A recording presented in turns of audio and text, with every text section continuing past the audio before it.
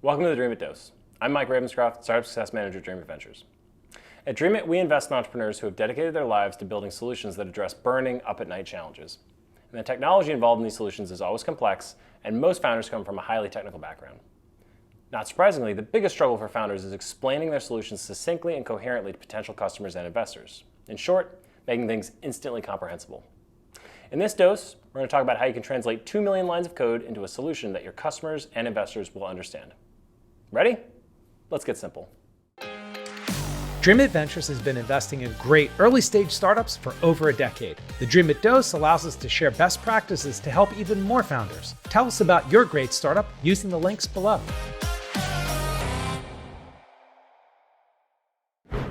Imagine you're at a car dealership. The salesperson approaches you and immediately launches into a lengthy monologue about the decades of R&D that went into the construction of the chassis, and she pulls up a diagram showing the advanced technical schematics for the onboard computer. She says this convincingly and conclusively shows that this is the best car you can buy and asks if you're ready to start the paperwork. Now imagine that instead of launching into all that technobabble, she spends a short while getting to know you and speaking with you. After learning about your needs, she directs you to the minivan, which she tells you will safely and comfortably transport your family on both short runs to the soccer field and longer road trips out west. She notes the great mileage, which reduces your weekly out-of-pocket cost. And guess what? It's got a great speaker system, so you can blast your Fleetwood Mac much to your kids' annoyance. This example comes from a real place. What's my point in all this? Most people buy solutions, not technologies. We often see founders struggle to communicate the value of their solutions as opposed to explaining their technology. And often this is because they fill their pitches with technical jargon and weedsy details about advanced natural language processing and their AI and their ML and et cetera, et cetera. For customers, this is almost always a turnoff. And that's because a chief nursing officer doesn't wake up in the morning and say to herself, I gotta get me some AI today. What she does say is I'm staring down another wave of COVID and I maybe have capacity to fill 60% of my shifts. And now I need to scramble to figure out how to make the best use of what resources I have before burning them out. Any pitch that leads with "we have the best AI" has already lost the focus of the conversation, which is to understand the customer's problem and communicate your solution to that problem.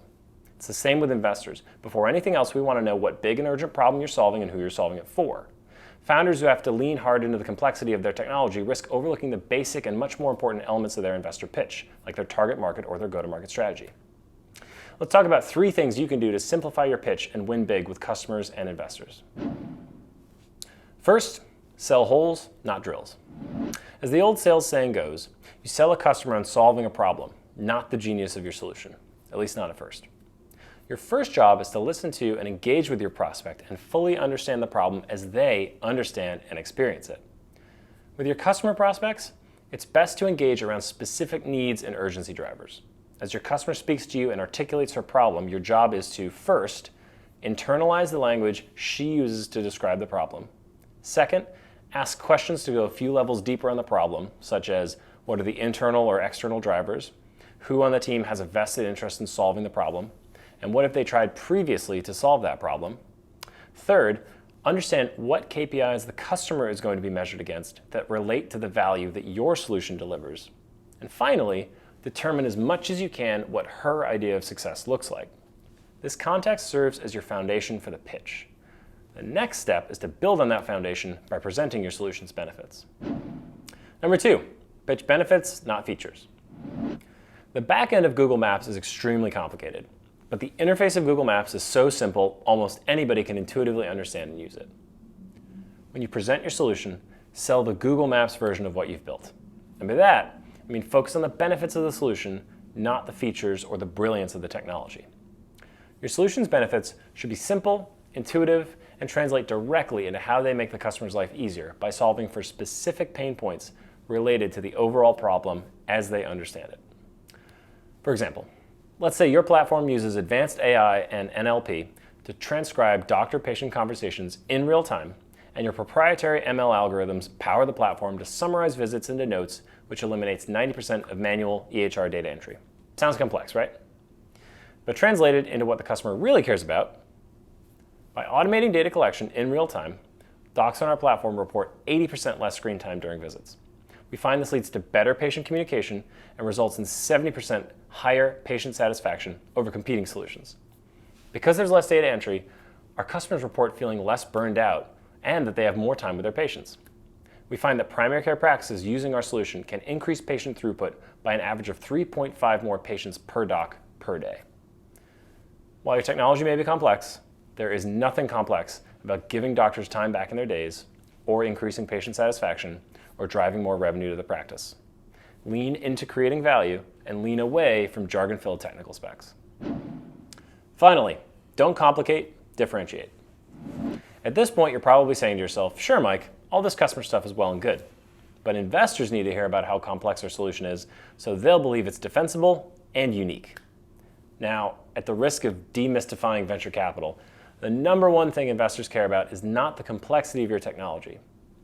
When investors ask questions about the defensibility of the IP or the strength of the tech, what they're really asking is what is the differentiation that sets your solution and ultimately your company apart from anything else in the market. The more complex you make your solution appear, the harder it is for an investor to believe that a customer will have an easy time understanding what it is you're selling. And it's worth mentioning that the most technically advanced solutions do not necessarily make the best products. Solutions that have an easier path to market frequently win out over, quote, better technologies. The same logic applies to potential customers. If you're trying to differentiate yourself from a dozen other digital health solutions that solve the same problem, you need to be able to pinpoint the most urgent and important aspects of that problem and differentiate exactly how you solve them more effectively and efficiently than anyone else. So instead of focusing on what's hard, focus on what's important and what's unique about the entirety of how you approach solving the problem. Focus on answering these questions. First, how does our understanding of the problem inform our solution? Second, how do our solution's benefits create more value than competing solutions? And finally, beyond the product itself, how does our company holistically differentiate from the herd in terms of IP, sales, marketing, hiring, scaling strategy? And how does all of this make our company a unique investment opportunity? One final point. There's a reason you're allowed to have an appendix in your pitch deck. If an investor really wants to get under the hood to understand more about the architecture of your solution, that's great. Flip to the architecture slide of your appendix and let your CTO take the reins. These are conversations you want to have because investors generally get interested in the underlying complexity of the technology only after you've convinced them you're solving a big and urgent problem better than anyone else. Let's recap. First, lead with the problem you solve. Understand the customer problem in its entirety and frame your pitch around how you solve for that problem. Second, pitch benefits, not features. Focus on what direct benefits you deliver to your customers, how you create value, and be able to quantify that value in terms your customers care about. And finally, differentiate. Lean into how you differentiate from the competition. For investors, be able to discuss how your differentiation from a product perspective extends to your overall corporate strategy, which makes your company the horse to back. That's your Dreamit Dose. Please leave your questions in the comments section, and if you found this video helpful, like this video and subscribe to the channel. To see all our doses, go to dreamit.com/dose. And if you're the founder of a great health tech or secure tech startup, visit dreamit.com/get started. Should I pre-fill your blooper line? Because I'm not going to have many bloopers. I'll use that one. Not surprisingly, the biggest source. You got me. You got me.